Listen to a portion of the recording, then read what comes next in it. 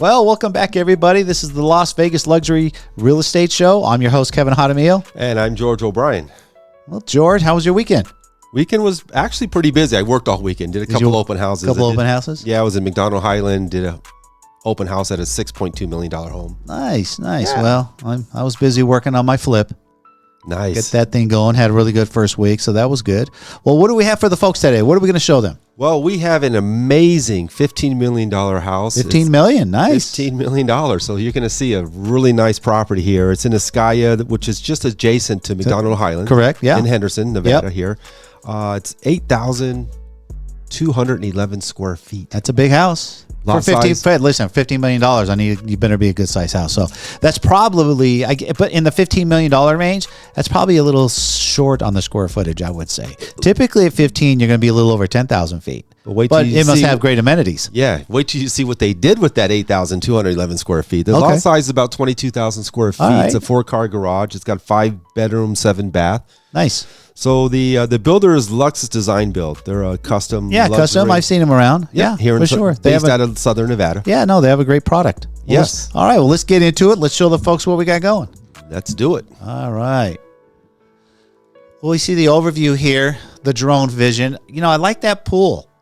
You know, this is a very oddly shaped. You don't see pools shaped like this. No, you don't. But the lot dictated this because I know Sky. I'm familiar with those lots up there, and they're all angled, right? This is an angled lot. It's not square, but because they're angled, and we'll see this in a minute, to see the views, the strip views. Right. You don't want to miss out on that. Right. So the architect, the pool architect anyway, utilized the shape of the property there to create a very unique pool. I like it. There it is. Yeah, very simple and clean. So 22,000 feet. Obviously, the house takes a big chunk. It's a decent-sized backyard. It's not huge, but it's fair. It's a good-sized pool. And very simplistic here because they're just, again, you can see down here below, they're going to overlook the whole city here. But the indoor-outdoor space kind of adds to the backyard as well. Yeah, I like the entry here where there's a gate there that slides over. So when you pull up, right, you're going to go into your own motor court. Right. And then before you go in your garage, which is pretty cool when you pulling up, usually a house like this, high-end cars are in there type of thing. Very modern. Ultra modern. Wow, look at this. Courtyard. Beautiful. Just beautiful. Yeah, you want that open air. Spectacular. The kitchen. Love that kitchen. So we got high ceilings here. These look to be about 20 to 22 feet. Might be higher than that even. Black. I'm going to say these are black. I think the photos aren't quite showing it because you don't really get charcoal gray because they look charcoal gray to me, but I think they're black. And they went with that soft, the island there and the chairs in that kind of a steel blue color. Right. To add a little bit of color. Very unique chandelier. Very nice. Very open. It's a very elegant look. Wouldn't you say? Again, that's the modern look. Simple and clean. It's beautiful though. Yeah. That looks like beautiful couch, beautiful staging. Nice fire pit there. So I like how we know the front doors to the right. You can go straight through, open up those big pocket doors. And that's probably 22, 27 feet, somewhere in there. Pretty nice. Well, I know we're going to go in the backyard in a few minutes, but that feature wall, the tile they found there with that very just mosaic movement in it. And the colors that mix the color of the two cabinets. Right. It's almost like it's alive. I mean, the designer just did a fantastic job here putting this thing together. Wow. It's beautiful. I like the railing. We'll look at the railing again, but you got unique pieces. This is above the hood. Right. Stainless with these wood strips. That was 4 wine refrigerators. Yeah, you got to be real quick on this one, So Kevin. So instead of a wine room, they got the 4 wine refrigerators. But I think, a wine enthusiast may appreciate that more. Sure. Right. Get the right temperature. That is some fun wallpaper right there. But it adds. So if there was no furniture in this room, that might look like it's off. But look at the rug. They got the right rug to help complement that wallpaper. And then the simplistic. This is, if you ask me, this is an office. Right. golly, this is it does go fast. Now you see the brick right there on the right. Yeah, kind of gives it a little organic flair to it. That's again that Jerusalem stone, which I like the tile in that bathroom. It's not houndstooth. What do they call that tile? I'm not sure on that. It is a type of houndstooth, right? But the tone is of the rest of the tile. Very fun. Okay, look. You see the toilet paper? Yep. You see that little device above it? Sure. You know what that is? That is the toilet control. Really? See the lights on the... Yeah. So what happens is it opens up, closes. It'll wash your behind. It'll blow dry your behind. It's all on that remote control right there. Wow. This is 2024. Okay. They've thought of everything. There's the wine closet. So this one they did. This is called penny tile. The whole bathroom's in penny tile. I think the last house we showed had it too. Right? What do you think of that penny tile look? Instead of big formatted tile? Yeah, that is it's very unique to say the least. To have it in that space and... Yeah, you don't see it a lot. It's there. It's, I don't know. I'm on the fence on it. Sometimes I like it. Sometimes I don't know. Like, do I put that in my flip? I don't know. Maybe the next one. That's a beautiful powder room there. Oh, that's another one of them toilets. This is a unique feature. Going up the staircase. All that lighting there. They've got LED in the wall, and they've got LED. It's like that's basically the handrail is what that is, right? And so they've recessed it and stuck in that lighting in there. This is so modern. Yeah. So modern. It's very pleasing to the eye, This is like Star Trek stuff. Yeah. Right? You know, it's crazy. We say Star Trek, right? Which was in the late 60s. Wow. Here we are in 24. All right, bedroom. Again, the decor they did put in here. George, look at that bathtub. Yeah, that reminds me of the old style tubs they would have in the Japanese houses. Really? Because you're not lying down in this thing. No, they would sit down and soak their body in the hot water and put a towel on their head, one of those small hot hand towels. Right. And they would sit there and wash themselves. So it's a sitting tub. I mean, we're used to the term bathtub, right? Right. So do you classify this as a bathtub? Yeah. You still classify it there. Because you're bathing. You're right. You're bathing. Now I'm looking at it. It's the same height as the counter height, which is 35, 36 inches. Right. I don't see a step stool there. You can add steps. Because this thing looks like it may not be that easy to get in and out of. Eventually, you're going to have to add some steps. To get in and out. Yeah, I would imagine. It's super clean and cool, though. Yeah, it's very different. Very different. It's the first one I've seen in a modern house here in Vegas. Wow. I like it. Just because it's different. Here's the closet. Man, we keep doing these houses, and we keep seeing closets from every design, color, layout. Right. This closet is not a large closet, but it's laid out very nicely. Look at all the cabinet space. So you got a lot of cabinet space. You got some mirrors. You got some glass doors. You got double islands. It's probably her islands for the clothing. Right. And again, I think in this high-end type luxury living, they don't want to see the clothing. Right. We got to hide it. We don't want to look cluttered. We want to know clean. You'll know where your clothes are once you put them away. Yeah, right? Fourth door down or shirts, whatever the case may be, right? But super clean, very unique lighting in there.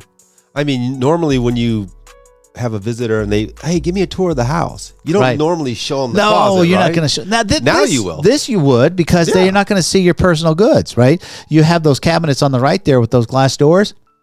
Likely that's where the ladies put those, purses and $1,000, $3,000, $10,000 or more purses. Sure. You want to show those off. But you want to show that closet off. You do. Hey, look at this closet. You might want to. You might be like, hey, come here, check this out, whatever. Yeah. Pretty cool. This, I've seen it before, not a lot. Mm-hmm. You see the island there. Right.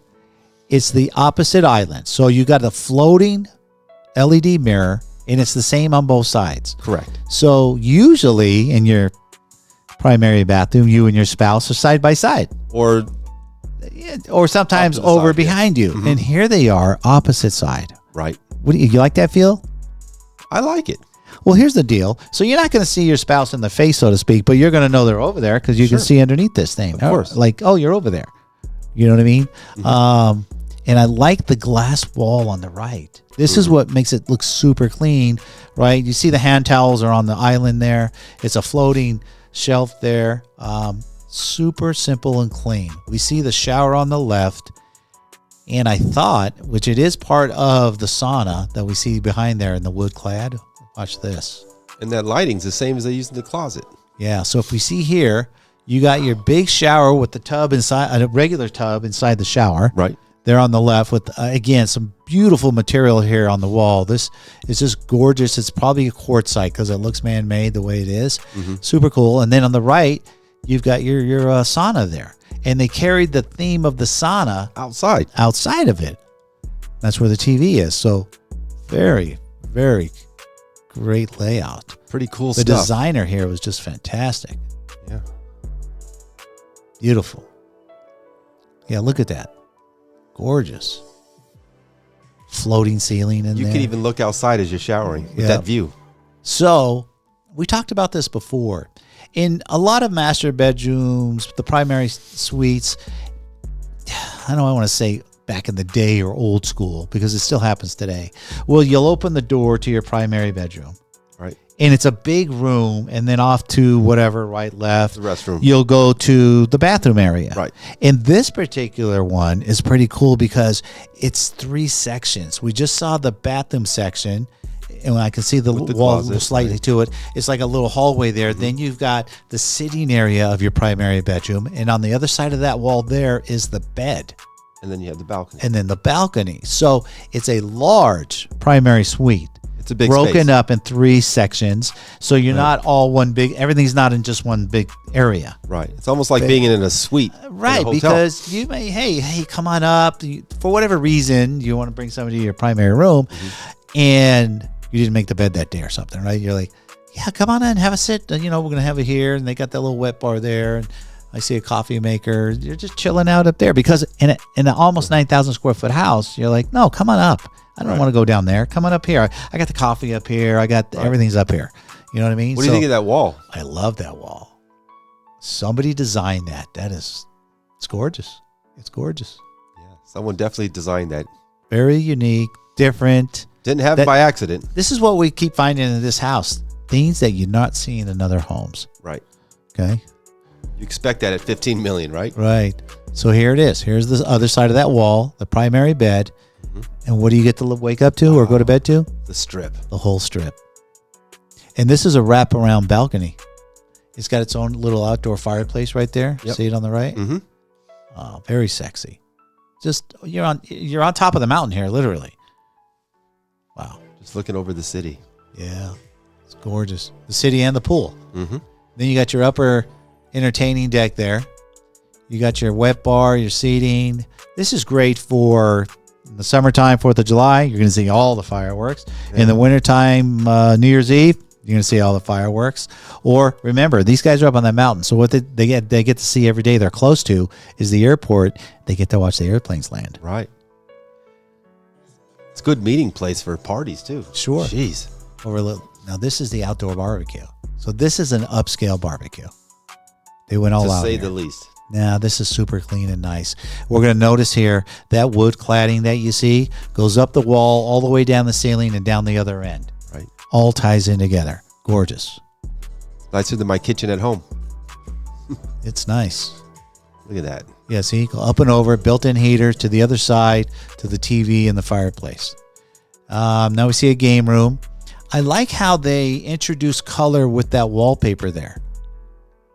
It's pretty cool wallpaper. Mm-hmm. And then they match the couch with the colors. Right. They did that in the other room too. Super cool couch. Look at that couch. I'm guessing that's custom made. Then you got your pool table. Very nice room. See that outdoor space? How it seamlessly just goes right into the... Just right in. It's depending on the time of year, that's one large space. Yeah, party house for sure. You entertain like crazy here. Just open up those sliders, put them right into the receptacle, and voila. Beautiful. Again with the pebbles. Seen a lot of that lately. We live in the desert. Yeah. That's what's out here. I like it. Beautiful. That's like a little lap pool down below. Large lap pool. A lot of windows here, like that other house that we walked. Right. So you can see mountains and city. Yeah. Great lines, clean. Beautiful property. Just gorgeous. That's your primary suite, balcony, bed, just chilling and waking up or going to bed to something quite tranquil. I love the railing style too. Yeah, I like it too. Yeah, this is a heck of a house. $15 million. That's what it gets you, folks. $15 million will get you this.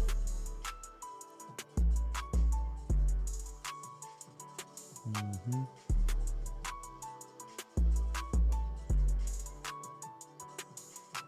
Great secondary room. Has an elevator. That was the elevator. Nice laundry room here. There you are. That's the Skya. That's up on the mountain there. You can see they're way elevated from the houses that are going to be below them. Mm-hmm. You'll never lose that view either. No, I think great property. Great property. As we could see, there's a lot of great properties out there on the mountain in Henderson. A lot, you know. And we're determined to show you all of them. There are a lot out there for sale. We'll continue to show them all over the city for you. But we are going to see a lot out there because everything over the 8 million mark, majority are out there. Yes. Majority of them are out there. And but there's plenty of Summerlin. We'll get to them. I think the next one next week is definitely going to be a Summerlin one, and we'll take a look at that. So I wanted to get into, George, I came across this short TikTok video clip of Grant Cardone. You know who Grant Cardone is. Of course. Let me pull it up here. We're going to watch this thing. This is his opinion of the real estate market, okay? Of what he believes is going on, what could happen. It's his opinion, and I want to make sure when I first watched it, I understood it because I'm in the business. You know, we're in real estate, and I understood what he said. I think what he said, though, if you're not in the industry, you may misconstrue the point that he makes and think that he's wrong. Okay. Now we want to understand before I play this who Grant Cardone is. For some of you folks who don't know who he is, he's a real estate investor. He doesn't do any single family home. He does all apartment rental. So he owns a lot, probably almost $1 billion in real estate. This guy, right? So a lot of residual income is what he makes. There's a lot of engagements all over the country. All over. He's a speaker. He loves teaching, how to get into the real estate business. So I came across this. Let's watch this and then we'll comment on it. Sure. The problem in this country is 70% of all the loans across all housing in this country is below 4%. 31% of all the homes are paid for in cash. Jared right here has a 2.7% loan and it doesn't expire for 27 years. His loan is probably worth more than the house is. So until interest rates breach 4%, this is what Kamala doesn't understand. She either doesn't understand it, she could be financially illiterate. She has an economics degree. It's a little of everything. Or she believes her voters are, which is worse. Somebody needs to sit down with her and say, look, when rates breach 4%, you will have so much home activity in this country. Number one, prices will come down more than $25,000. You will have prices drop. That's the section that you and I discussed this, that we want to have them understand. At the end of the day, what causes home prices to go up or down is the inventory. Supply and demand. Simple supply and demand economics. It's super, super simple. And when the Kamala Harris has said, hey, she's going to build 3 million homes, right? Right. I don't believe, like he said, is she's illiterate in real estate because the highest activity built homes in this country was back in 2006, before the 2008 bubble. The builders were building like crazy, all of them. Right. That year, they built 2 million homes. That year. It's a lot of homes. She says she wants to build 3 million homes her first year in office. It's not feasible, and the builders won't do it. And you know why they won't do it? There's some risk there. Well, there's huge risk. They won't do it because they learned their lesson, right? So in 4, 5, 6, 7, they were just, they'd buy a piece of land. I'll just use an example. They buy a piece of land. They're like, hey, we're building 125 homes on this piece of land. And they would just break ground and just build them all. Right. Before they even sold them, because they knew they would sell, because houses were flying off the shelf. And back then the rates were right around 6.5. Okay. Right.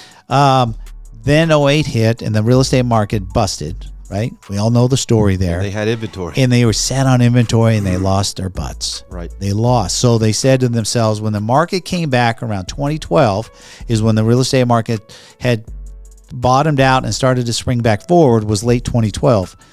Then they said to themselves, we're not going to do that again. We're going to build as we sell. So in the market, when you're looking for a home and you were out in 2013 to 2020 roughly, you went to a builder, the home, new homes. Hey, I want this one. They'd say, great. We'll do all the paperwork. You're going to buy the house. It'll be ready in 10 months. Depending on the builder, it could be a year. Right. And you're like, well, wait a minute. I want a house right now. You don't have one ready and available? No, we do not. Do you have one like it's almost ready in like 60, 70, 80, 90 days? No. We build your house because this is what you bought. So that's how they did it for years. For a while, yeah. For a while. Right now, they're back to, because they've been selling so good again, they're having a small amount. I would say 3 to 5 at most in any given neighborhood. They'll have as what we'll call inventory. Right. And they're selling them before they finish them. But they're not going to get stuck with inventory. Nobody knows the future. That's a crystal ball, and nobody can look into it and tell us. Right. So even though we're at election time, at the time of this podcast, today's November 5th. Election right? day. So we'll find out who it is. In my opinion, this country's split 50-50, and people are going to react to whoever the winner is. And so as far as real estate goes, in my opinion, it doesn't really matter, because whether you're right or you're left, if you're left, those people that are left are waiting for her to get, to win, and then they're going to go make their financial moves. Right. And the people on the right are going to hold. Mm-hmm. And if he wins, the right's going to go out and financially make financial moves, and the left's going to hold. So, but we're 50-50. So what does that tell us in the real estate market? Yeah. We're going to keep going status quo. Right. So now he also said when the mortgage loans breach 4%. Says it right there. What are your thoughts? Do you think, are we ever going to see below 4% rates again? Probably not. No. I don't think so. It's very highly unlikely. I talked to a lender just 2 days ago. I went to one of her training classes, but she was saying maybe 5. We'd be lucky. It'd be 5 and change. Right. I believe we might dip slightly under 6. I don't think we'll ever see under 5.5. So guys, if you see it breach 6, you need to get on your heels. So, but what's going to happen when that happens, George? Well, right here, he's saying prices will drop. I don't see that happening. It's not. A lot of people come into the market. Right. Inventory goes down. Inventory will go down because they'll buy up whatever's available. Exactly. And then the builders can't build fast enough for the inventory to go up to turn this into a buyer's market. Right. So what happens, it's the opposite. What happens is if whoever gets in, I don't care, gets the Fed to drop rates down below 6%. It's like, hey, you got to get me below 6 before the end of 2025. Maybe that's what, the conversation may be. Right. Because indicators are pointing that way. And again, that's a game. I don't want to get into that. But let's just say hypothetically they get down to the low 6s. People will start buying houses. Yes, they will. The problem is the supply Inventory. Is limited. Exactly. And so what happens when the supply is limited? Prices really go up. So the faster people go out buying houses and the inventory doesn't keep up, prices are going up. And what does that do? The whole complaint right now is affordability. Right. We can't afford the houses out there. Because you remember when Trump was in his first couple of years, when we had those historically low interest rates? Yeah, we're down, under 3%. Where'd the prices go? They went straight up, straight up. Fast. People were making 20% a year on their house. That was craziness. It was. 3 years in a row, 20%. So, yes, I know people that bought a brand new home in 2019 for, I know specifically, $850-ish, right? Right in that range. Went in there, lot premium, upgrades. We're into it for about right at $1 million. That was at the end of 2020 or in middle of 2020 when they were at that point. That house today could get almost $3 million. Yeah. You're talking not quite 5 years. Specifically, I remember I had a client. She wanted to buy a 1-story on the golf course in Red Rock. She could have got it for $650. It's 2,700 square feet. No, 2,500 square feet. You can't even easy, and that's not even a remodeled house. Right. That's a 25-year-old house that needs to be remodeled. They want 1.4. She was so afraid to pull the trigger. And she didn't do it. She didn't do it. So, guys, you really got to pay attention to what the market is saying, right? We go on our listing appointments, and we always tell our clients, it's not what I believe your house is worth or what you believe your house is worth. It's the market. That's not how this game works. This game works is we got to see what the market's saying. Right. What is it saying in the last 90 days or 180 days? That's what we're listening to. And then it depends on your neighborhood. It's talking to us. Right. The market is giving us data, and that's what your home is worth. Now, people have been living in their houses 15, 20 plus years. They have emotional value. I can't sell emotional value, George. Right. I can't sell it. Nobody's going to buy it. Right? Right. So remember that. So as we watch this, right, let's finish it up and then we'll finish our conversation. Okay. In order for him to move to the next house, he can't make that move right now because his rate's going to go from 2.7 to 7. Yep. His payment will be triple, and that's what's happened in this country. Interest rates tripled. Rents are going to continue to explode if somebody doesn't handle this. You will never see affordable housing. There is no such thing as it. It will never happen again in our lifetime. And the government just needs to tell people the truth. The government needs to tell the people the truth. I love that. He's right. Think What a concept, huh? How can houses be, when we say affordable in the future, what does that mean? Somewhere the government or some of these institutional buyers that bought up these millions of homes in the last 10 years are going to have to make the houses affordable because it's not going to be a new home. It's not going to be in certain neighborhoods that are still up and coming where people are remodeling and keeping the values high. It's not. Affordable means for your average 9-to-5 worker, couple making $120,000 a year, right? They can only afford so much. Right. And like he just said, the rents are still going up. I just read today the average buyer last year, their household income was $98,000. 98,000. Average age 38 years old. Not enough. I've been saying for the last, because I teach financial literacy, my belief is this: until you're making $100,000 a year, you will be poor. You will live paycheck to paycheck. You need to make $100,000 a year. But the problem is these kids today go to school and they spend $100,000-$200,000 in school to get out to get a job that pays them $75,000 to $80,000. If that. Does the math work? If that. My fiance, she works for Red Rock, so she's in the HR department, and she has college graduates who majored in hotel, right, at UNLV, and they're applying for a front desk job. Pays like $18 an hour. Yeah, and now they got that big student debt loan they got to worry about. Yeah. No, it's different. Again, I saw this video. I wanted to make sure that people understood. There's not a housing bubble because as long as the supply and demand issue there's more demand than supply, there's no bubble to pop. Mm-hmm. It's not going to happen. Other things financially can pop, but not in the housing market. Okay. Commercial, whole different ball game. They've got a big problem over there for sure. They got a big problem because they sent everybody home to work and, when COVID hit and said, hey, I can work from here. And a lot of businesses are like, I'm saving money. I don't need 50,000 square feet office space. They're trying to get them to go back to work now. Now they want them to go back because productivity they found. Again, data shows, right? The data showed over a 3-year period, the productivity level dropped 30, 40%. Mm-hmm. Like, you can't trust your employee to stay at home and work. They're watching TV, the kids. Sure. Too many distractions. Too many distractions. We know how that goes. Yes. you got to get to the office right. and get in there and work with your peers. So, right. No, that was good. Keep an eye on it. We're here to show you guys we're in the luxury. Fortunately, 90% of luxury homes are paid how? Cash. They don't give a crap about interest rates. It doesn't matter. They don't care. Whatever their business that they're in, making their money, that's what they're worried about. They need to put their money somewhere. And so they're worried about whatever the government's doing that may affect their business. That's why they're making their millions of dollars. But as far as housing goes, no. They set a budget to buy a house, $3 million, $5 million, $20 million, whatever the number is, and they go pay cash. Right. They don't worry about it because they know their money's working in real estate, right? They know that.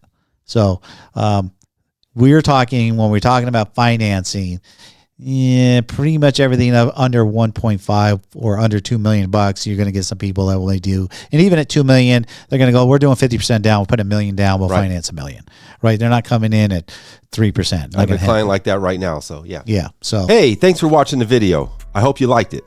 Guys, if you haven't subscribed yet, please hit that subscribe button and also that thumbs up button if you really like this video, if it helped you out and you want to watch more, hit that notification bell. We'll appreciate that very much. Also, look, if you're looking to buy or sell in the luxury market here in Las Vegas, you got to reach out to George and I. We're the experts here. So our information is below to be able to contact us.